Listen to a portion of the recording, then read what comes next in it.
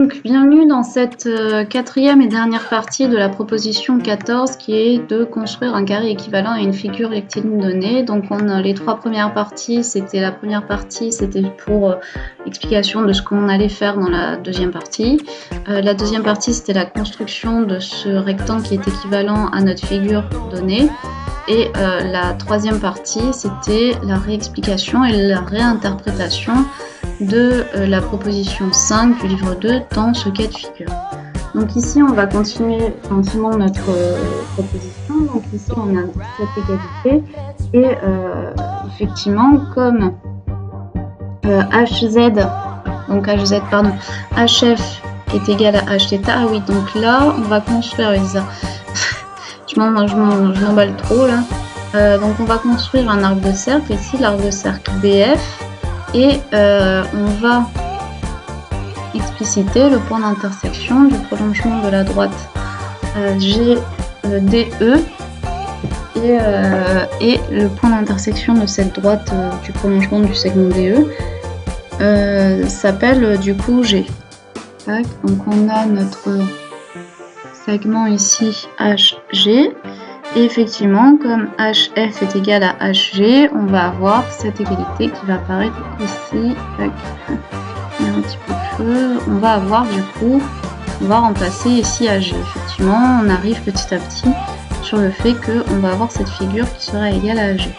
Mais HG, en l'occurrence, par Pythagore, HG c'est égal à quoi? C'est égal à GE.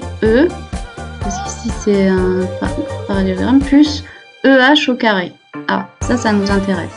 Donc on remplace cette identité, donc cette identité de Pythagore ici, et on retire à gauche et à droite EH, ce qui fait que le contenu BE rond ED est égal à EG au carré. Or le contenu BE rond ED, eh ben, c'est égal à l'aire, à la surface BEDC. Mais la surface BEDC, comme on voit avec les couleurs, eh ben, elle est égale à la surface A, ici.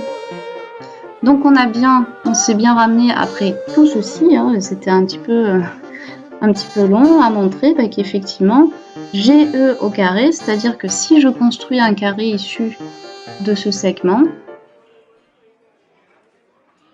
tac, voilà, je voulais pas le construire de ce côté-là. Bon, on va le construire de ce côté-là. Et bien, GE au carré, c'est bien est égal à la surface de notre figure A. Donc voilà, ici, ça se résume en quelques lignes, mais quelques lignes qui demandent quand même pas mal d'explications au préalable pour bien revenir. Et on a fini du coup la preuve de la proposition 14 du livre 2 des éléments d'Euclide, à savoir la dernière proposition du livre 2 des éléments d'Euclide. Donc je vous dis à très bientôt sur le troisième livre des éléments d'Euclide qui a tout l'air de porter sur le cercle, les tangentes et des choses comme ça. Donc on va bien s'amuser, ça va être bien sympathique de faire tout ça. Je vous dis à très vite et merci pour votre attention.